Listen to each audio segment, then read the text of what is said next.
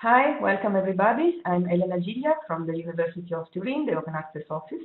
I am very pleased to welcome Professor Barend Mons, who teaches at the University of Leiden at the Medical Center. He is a professor in biosemantics.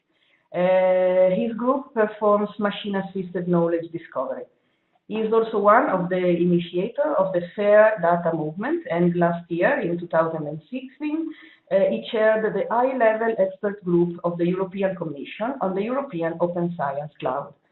Now he co-leads the Go FAIR initiative, which is a global open implementation strategy to realize the Internet of Fair Data and Services, which is a very important element of the European Open Science Cloud as well.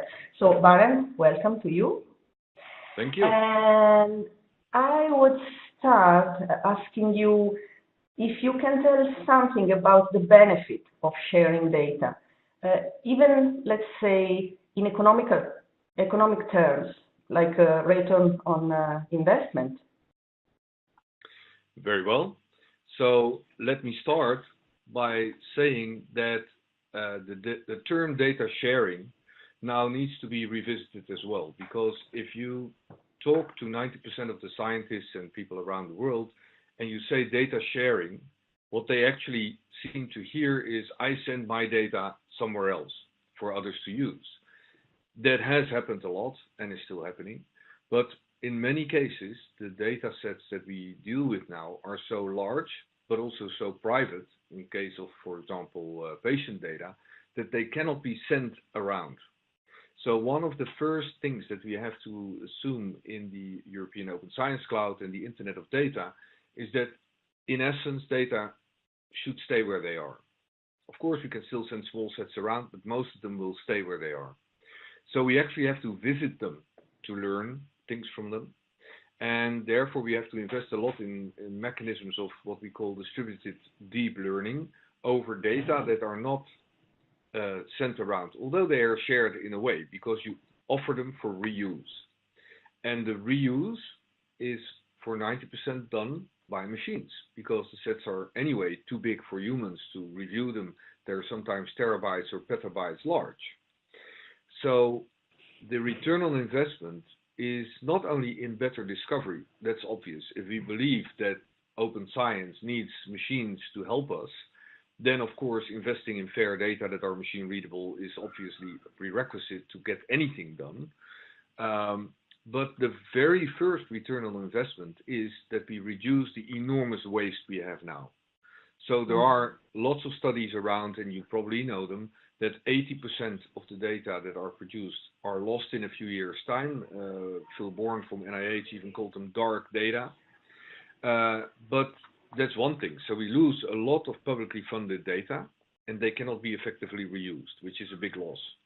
Then, if we do a study under our own students, and this is also done in other countries, and ask them, how much time do you spend on what we call data munging or data wrangling to get data from somewhere, transfer them into data you can handle, that talk to your own data, all these kinds of things that students now have to do before they can start their real analysis.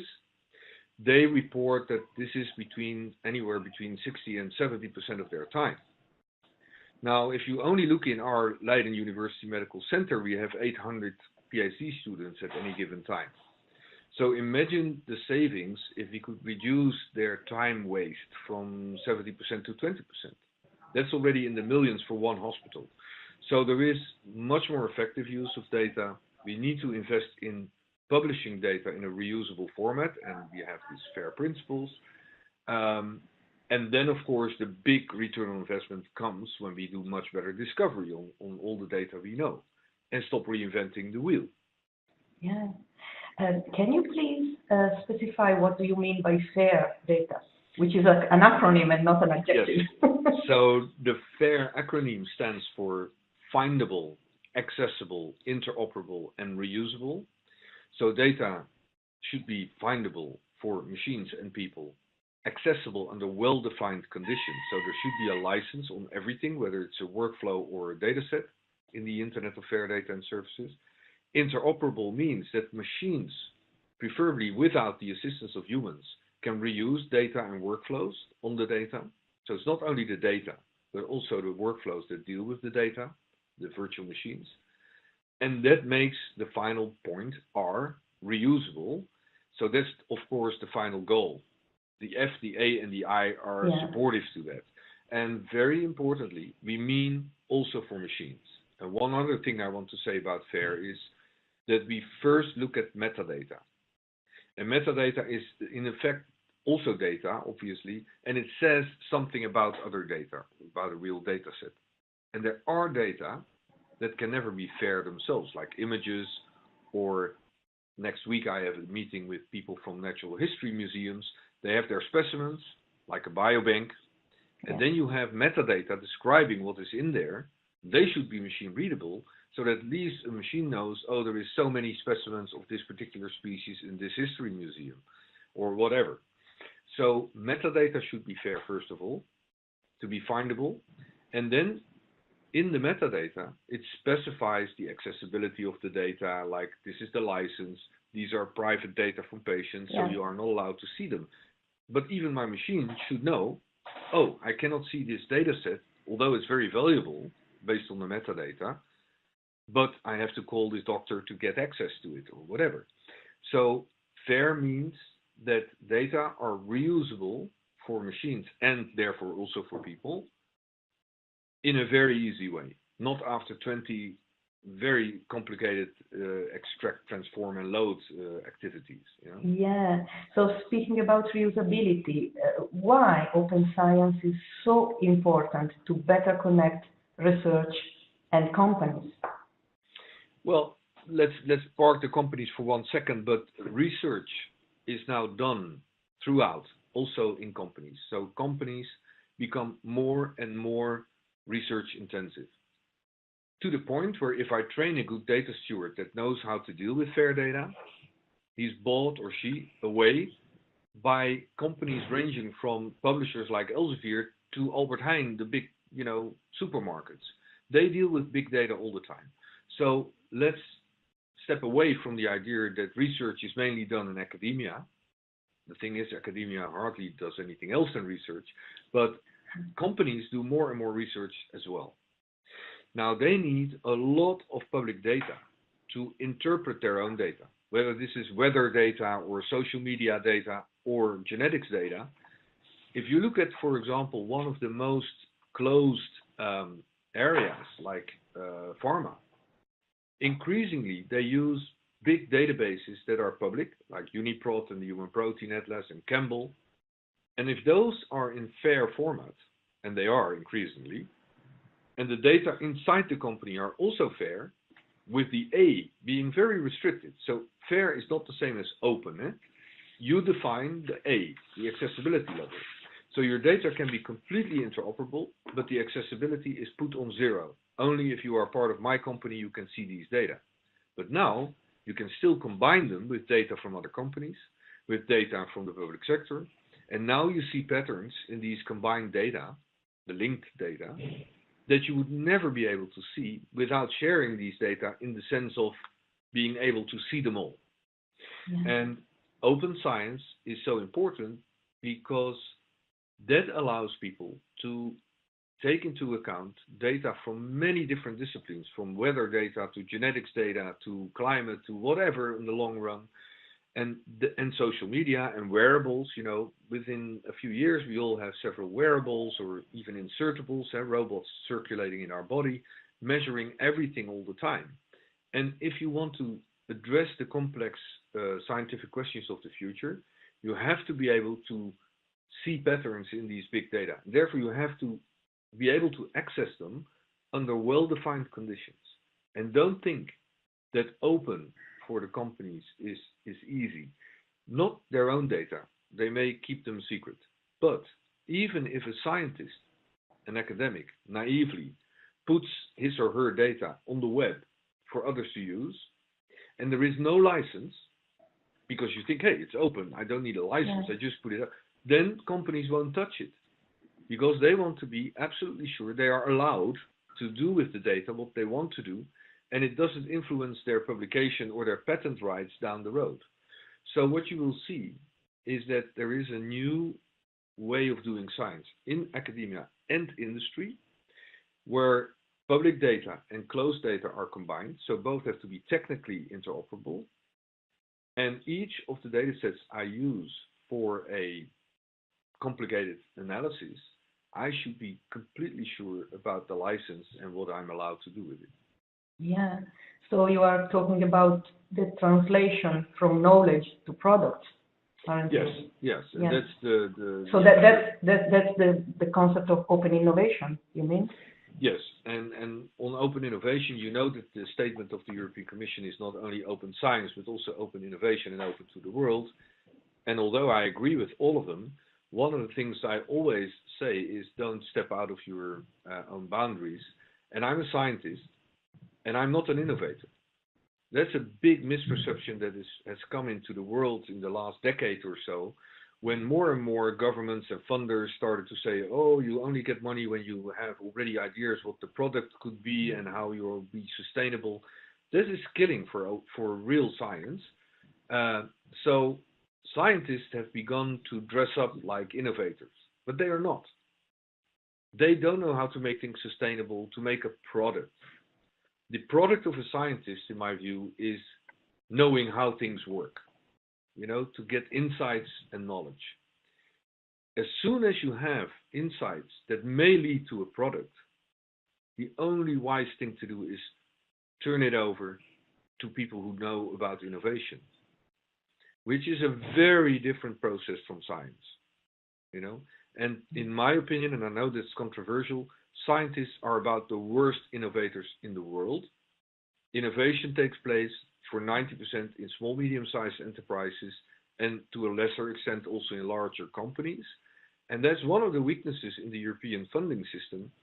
With all the lip service, there is very little funding for SMEs to do the innovation based on the scientific outcome.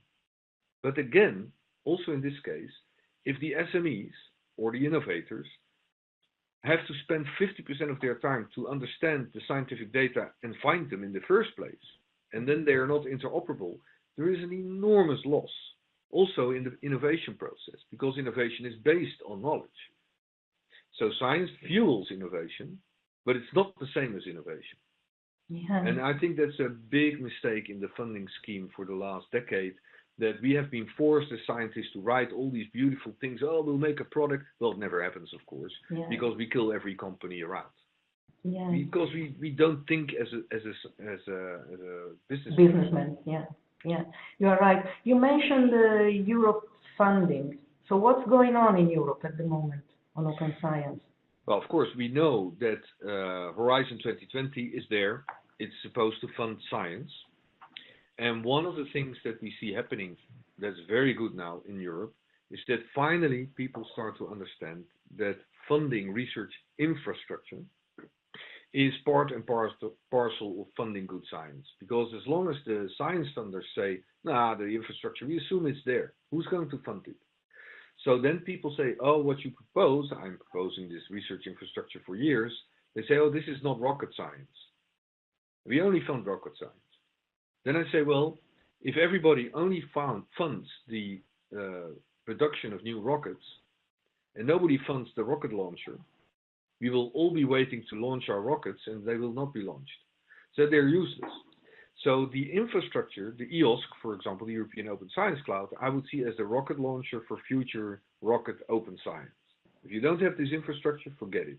And then everybody pays lip service to data is the new oil. Well, if data is the new oil, where are the pipelines? Where is the market? Where are the refineries? Nowhere. And nobody wants to fund them.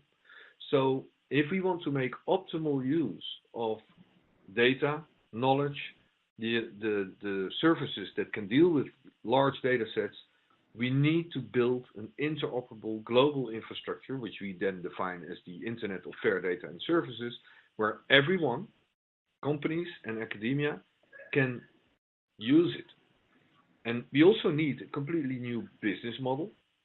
That is that there is not a difference anymore between academia and private sector, but between open and closed.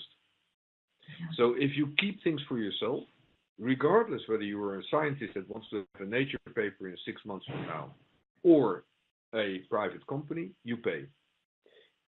And we say, this is from Jan Veltroff, a friend of mine, you either pay money or you pay attention, you share your knowledge, then you are doing this for free at the point of use. Now, in Europe, Horizon 2020 is now saying, if you get our money, you publish in open access journals. The letter from Robert John Smith was out. But also you have to make your data fair. And we are prepared to pay part of your grant, to have part of your grant going to certified cloud providers that make your data fair and assure that the data are still there in 10 years from now. That's what we call data stewardship as well. So Europe, the European Commission, took the lead with Horizon 2020 to demand fair data to be part of every grant in the future. And now you see more and more funders following, and I would very much urge Italy to do the same. Because if you don't, you will lose out big time, because your researchers won't have their data reused. Yeah, so it's important, the commitment also at national level, you mean? Very much so, because as we know, the European Commission spends, in our minds, a lot of money, 80 billion.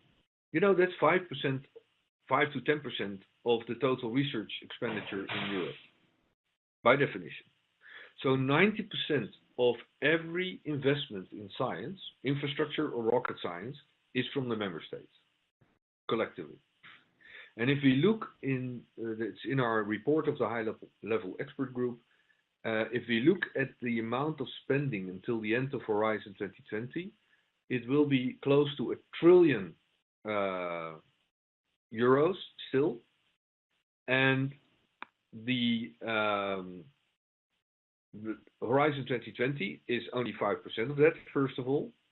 But secondly, it means that if we follow our recommendations, that about 5% of research spending should go to fair data publishing and data stewardship and reuse of data, you can imagine there is a €50 billion market in Europe alone for those years.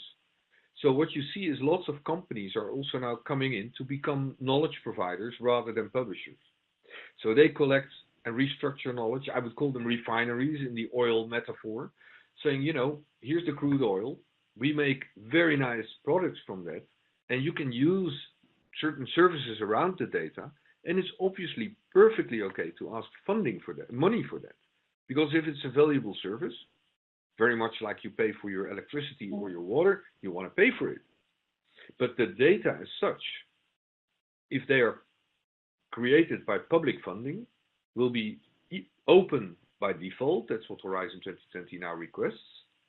So if I get public funding and I want to keep the data that I create with that closed, so the A is not open but restricted, I need to argue very strongly with the Commission, for example, or any funder that accepts the FAIR principles, saying, okay, I cannot make these data open because, for example, they are patient data, so I deal with privacy. And of course, with a heavy competition in Horizon 2020, with a very low chance to get your grant, you will think twice before you ask for an opt-out from the open FAIR publication. Mm-hmm. So I believe that 90% of the data that can be open legally in the future and that are funded by Horizon 2020 will actually be published in FAIR format and open, so others can reuse them. That would be an enormous breakthrough. Yeah. So one last thing I want to ask you, the importance of networking. I mean, you talk a lot about this mixing of private, public, closed and open. So it's crucial, isn't it? A network both for people and infrastructure, isn't it? Yes, it is. First of all, of course, in infrastructure development, reinventing the wheel is even worse than in science. In science, there is healthy competition. But if the Germans, for example, and this is a true example, have already done a lot of work on an economic thesaurus and coupling it to a fishery thesaurus, Why would Finland do the same thing? Yeah. Because it's just hard work. So we have to network to be sure that all these elements of the European Open Science Cloud that can be reused by others are not developed 20 times over in the member states. That's one. That's a form of networking. But the other thing is even maybe more important also as a final major message to whoever sees this interview, is that when the internet started in the late phases of the last century, it started basically at NSFNet, the National Science Foundation in the US, where they wanted to network computers of the academic centers in the USA. And the critical thing was that they chose very minimal standards like TCP/IP and domain names, and they didn't tell anyone else, you have to accept our choices. But they were large enough for others to join, and that's how the internet boomed. That's a very shortcut, but that's more or less how it went. So what we want to achieve in this so-called Global Open Fair initiative that I'm coordinating is that we find the gems, as we called it in the high-level expert group, the jewels in Europe that are already working well, call them networks of excellence, S3s, e-infrastructures like Geant and so on that do the networking, and say, okay, what is going very well, what's part of infrastructure? We make sure that these networks, existing networks, adopt the FAIR principles and rules of engagement to work towards the Internet of Fair Data and Services. And if we bring those networks together, you get the network of networks that the Internet of Fair Data and Services should be. So each of these networks should have a critical mass. Give you an example. If all the natural history museums of Europe would get together and say, okay, we will annotate our specimens and we will use this ontology and this ontology to make the metadata machine readable. And there is some museum somewhere that says, no, I want to do this completely differently. Well, nobody should tell them not to do so, but they should have something to explain, because why don't you use the same approach as all the other networked musea are already doing? So I believe that the only way to get the Internet of Data and Services running for knowledge discovery purposes is to repeat this trick of the Internet many times and say, here's a network of excellence. They make choices for standards and best practices and protocols. And anyone who wants to join that open implementation network is always welcome if you sign up for the rules of engagement, the rules of the game. If people want to do something else, we won't stop them. Because then if you try to do this top-down standard setting with somebody who's going to tell others what to do, this has to be a bottom-up initiative from the scientific community and the industry to say, these are the standards that work. These are the standards we as a network adopt. And we already see networks coming in metabolomics, training, the natural history, and so on. So that is a very flexible, open approach. So, for example, in Italy, any network of excellence in which an Italian university participates could start one of these implementation networks. Effectively, there is a proposal from an Italian SME to do a GoFair network on annotation of text with many partners, also in the United States and so on. If they form a network and they start annotating the scientific literature and the FAIR data, that will be massive. So any country can have groups participating in these kinds of networks, and then collectively we form the European Open Science Cloud and the global internet.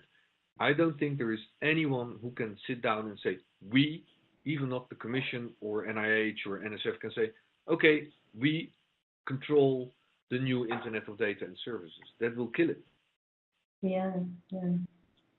So I think this is a very good conclusion for our short talk.